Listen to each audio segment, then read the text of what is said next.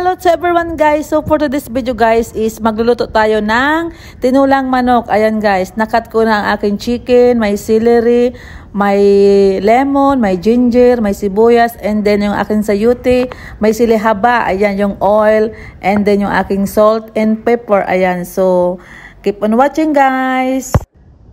So, ayan guys, unahin nating painitin yung aking wok or kawali. Ayan, maglagay tayo ng konting mantika. Ayan. So, igisa natin guys yung ating ginger guys. So, ayan. Unahin natin igisa. And then, ayan, igisa natin ng maigi hanggang sa golden brown. So, ayan guys, habang nagigisa tayo or nag-stir fry ng ginger, ayan, i-shout out ko lang guys yung aking mga members, viewers, na mga nanonood dyan guys. Ayan, supporters ko guys. Ayan, thank you guys for watching and always support my YouTube channel.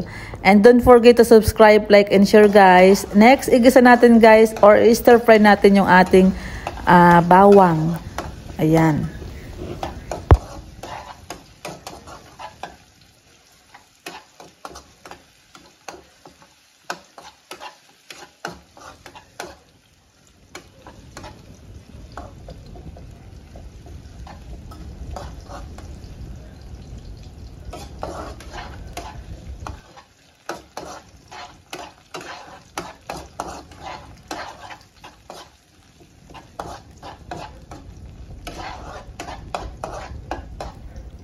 So, ayan guys, i-stir fry na natin guys yung ating chicken.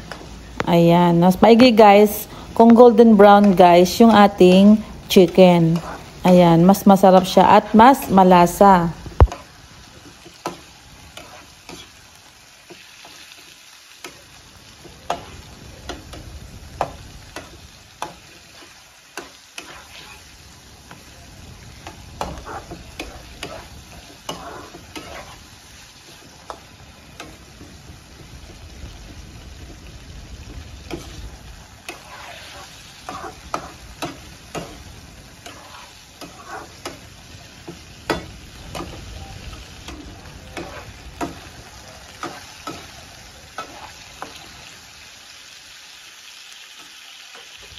So, ayan guys, kapag golden brown na, ayan, ilagay na natin yung ating water. Ayan, yung magiging sabaw natin guys. And then, i-add natin yung ating sayote. Ayan. So, ayan guys, nakat ko na yung sayote. And then, mag-add tayo ng celery guys. Mas malasa guys at malinamnam kapag may celery ang ating, ayan na, tinolang manok. Ayan. So, kalahati lang guys na nor cubes or chicken cubes ang nilagay ko guys. Or depende guys kung gaano karami ang inyong lulutuin. Mag-add tayo ng black pepper and then salt. Ayan.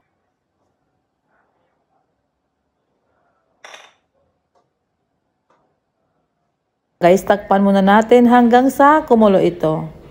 Ayan. So, after a minute guys, ayan, open natin guys. So, ayan.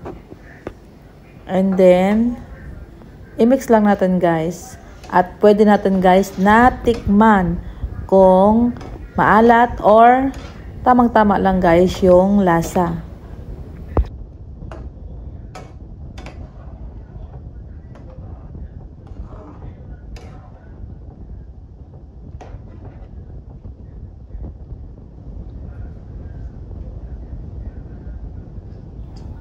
So, ayan guys, mag-add tayo ng lemon. Ayan, pwede rin kayo guys gumamit ng calamansi. So, since mayroon ako dito sa bahay, yan ang aking ginamit guys.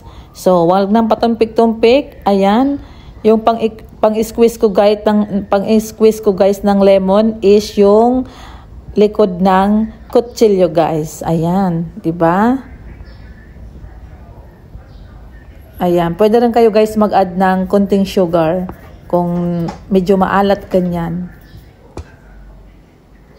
Para mabalansi guys yung lasa ng tinolang manok. Ayan. So yan guys yung aking discarded din sa pagluluto ng tinulang manok. Ayan. So lasahan na natin guys. Ayan. And then ilagay na natin yung sili haba. Ayan, tatakpan muna natin guys. And then, after nun, ayan, buksan ulit natin guys. So, malapit na siyang guys na maluto.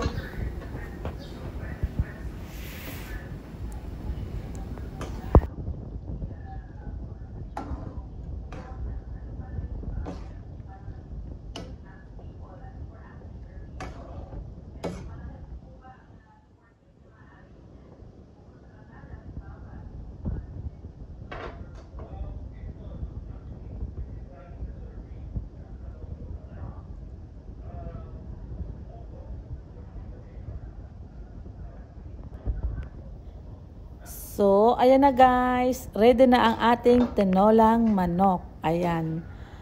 So, mapaparami tayo guys ng kain dyan dahil masarap yung sabaw. So, ayan guys. That is guys for today's video. Thank you for watching. See you guys on my next video. Shout out to all my members, viewers, supporters, teammates, and my team Pupo. Shout out to Sis Princess and Sis Ruby, my Wildflower, Team Pregnance, and Crystal Gem. Thank you guys. God bless.